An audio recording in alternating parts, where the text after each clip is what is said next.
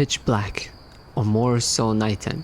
Somewhere around 10 or 11 p.m, I'm laying down on my bed as I have my pillow supporting my back for comfort. I also have my laptop on top of my legs as I scroll through the many manhwas that are appearing in the screen.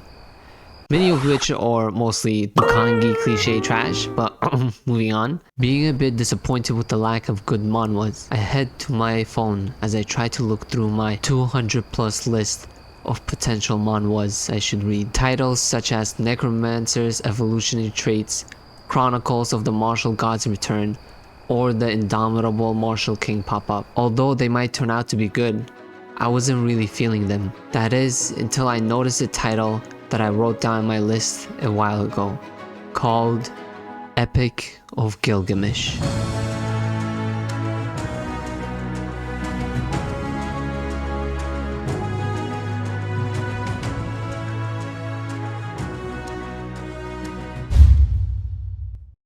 Oh boy, do I have something amazing to share with you guys. This manhwa, although not having the most catchiest of descriptions, which I'm gonna read out for you guys. Tullia was on her way back to becoming a knight within the order when she was unexpectedly kicked out for breaking too many weapons, and wait for it, eating too much. lol. Okay. But that doesn't mean she should stand idly by when she witnesses an old man about to be attacked by a band of robbers. Luckily for her, because she was a second too late, the old man did not need saving. It's Tullia that needs saving. But much older than his appearance suggests, Tullia rekindles a long-lost memory in him, and he decides to repay her for her effort by finding a cure for her disease, with promises of food, of course. Thus begins their journey to bring life to one and long-awaited peace to the other. I mean, come on now. The first time I read this description, it basically just sounded like it was gonna be a story of Sasha, who was trying to become a knight.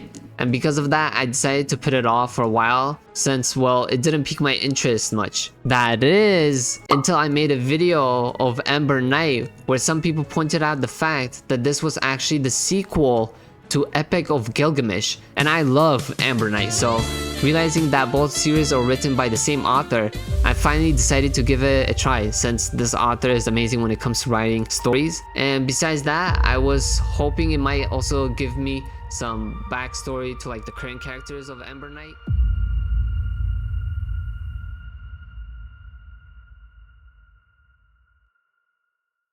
Well,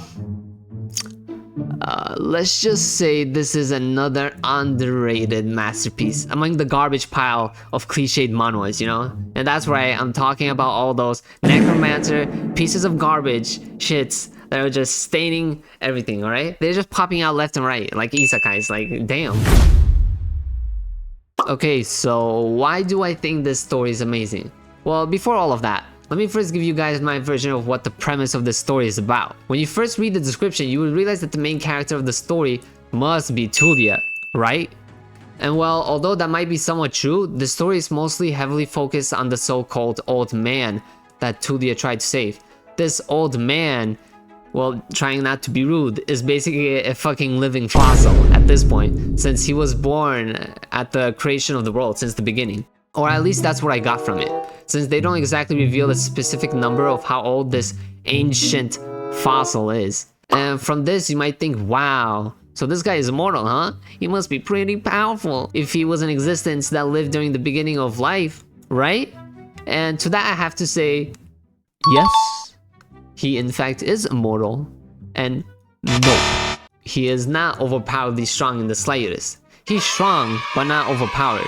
There are other characters in the story that can easily wipe the floor with him in terms of a direct one-to-one fight. But the thing is, this character is basically, well, kind of depressed and a coward. Let me explain. Being an existence that has lived for many millennia, he would have encountered many friends and those he might have romantically been interested in. But after realizing that those around him kept aging and passing away while he remained the same, he started to despise his immortal curse, even trying to end himself in many ways possible. And over time, this has caused him to become fearful of growing close to anyone, as he would have to experience the pain of losing a loved one over and over again with no end. I mean, imagine having to watch your kids grow and wither away to then dying, while you still remain the same without any hope of escaping the cycle. Now, why do I think this manhwa is a masterpiece? At least to me. Well, I'll be ranking it based on 3 categories: the art, plot, and power. Now, with the easiest being the art, I'll give it a solid 7.5, maybe an 8 out of 10. 10 being soul leveling quality and your summon like type of quality.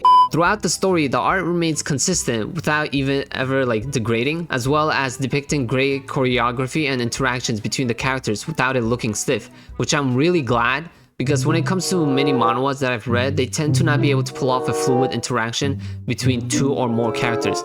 The movements tend to be stiff and irregular, which kind of ruins the immersion of the story. But at the same time, this manhwa doesn't carry anything like that's what I've been waiting for. Type of art, you know? Which is why I decided to give it a solid 7.5 or maybe an 8 out of 10. Anything lower than that would basically be disrespectful towards the artist and the manhwa and the author. And now the plot. I'll give it a whopping 9 out of 10. And the reason I didn't give it a 10,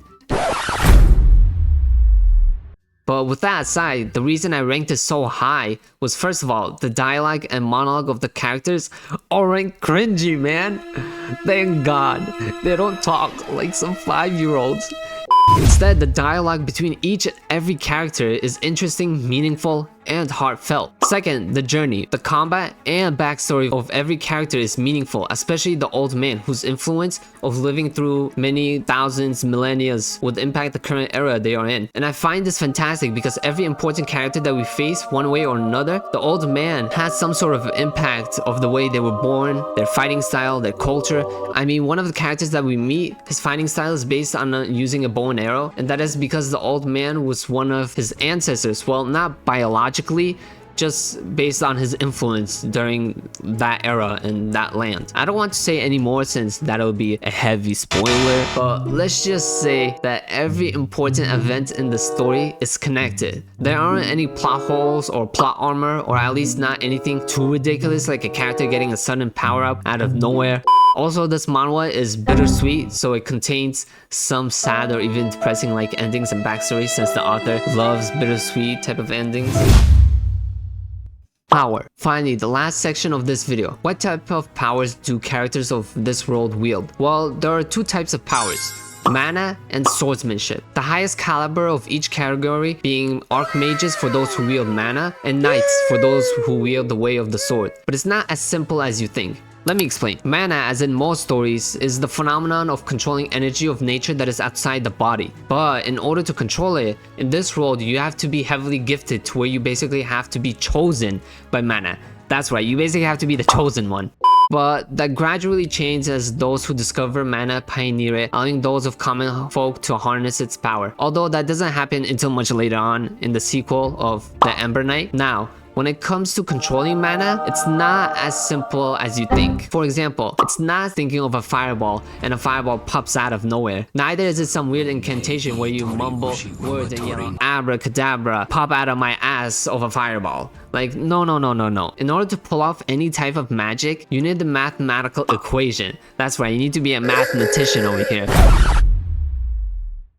And with the equations, you either do it in your head or you make it easier for yourself by drawing the equation somewhere around you. It's like in Full Metal Alchemist where you like draw the symbols and whatnot to like summon something. But this becomes heavily impractical since, I mean, what kind of enemy is gonna sit there while you figure out your a squared plus b squared equals 2 squared of your hypotenuse, headass? And so based on this problem, pulling off any sort of big moves is impractical when facing an enemy, especially one specialized in close combat. Based on this reason alone, mages are mostly few in between, and even those few in between are only capable of just being able to pull off basic moves that are easy to dodge.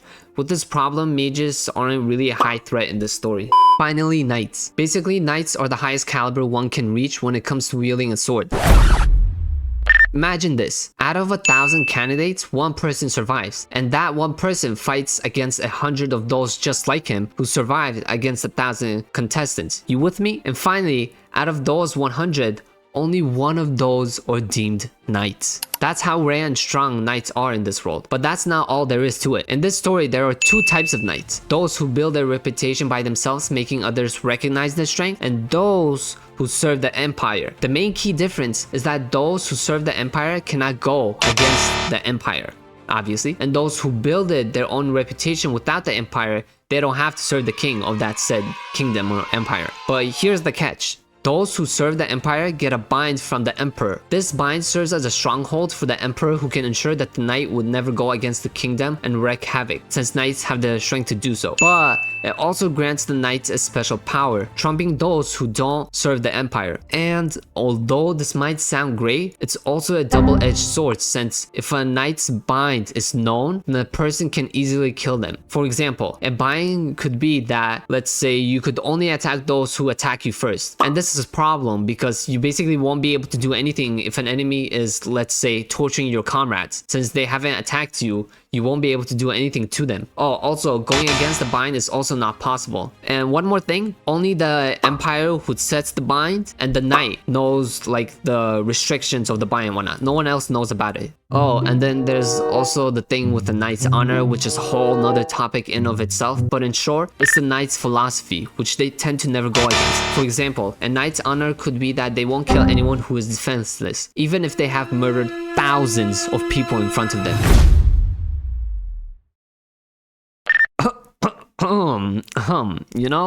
I was just about to end the video, but I forgot to explain the old man's power. And I don't really want to get into the gritty details of like how his powers work and whatnot, because that'll be a spoiler. But let's just say, since his millennia years of living in the world, he's acquired a bundle of skills. But the problem is that, just like in real life, if you don't practice those skills, then you'll eventually forget them. I mean, you can learn how to play the piano, guitar, flute in a month, but unless you continue to practice them, you'll eventually end up in square one again.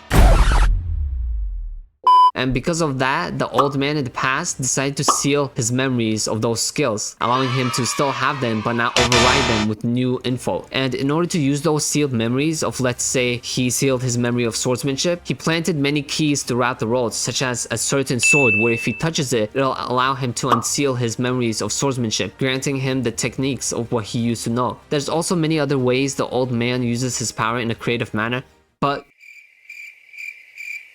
God damn it, just go and read it for yourself, then you'll understand it without me spoiling it. So it's just gonna end up into a whole spiral of spoiler fest and everything if I just keep rambling on. And I haven't even gotten started on the other characters, the type of themes or messages that is prevalent throughout the course of the story. There's just too many things to unpack in this manhwa, right? So this is just a basic explanation of this story's premise. You should just go check it out yourself. Again, it's called Epic of Gilgamesh. Just search it up, it'll pop up in one website or another. And yes, this story has been finished a long time ago, with its sequel, The Ember Knight, currently being worked on. And that story is a 10 out of 10, which I might make another video on it. But that's all from me today, and see you guys next time.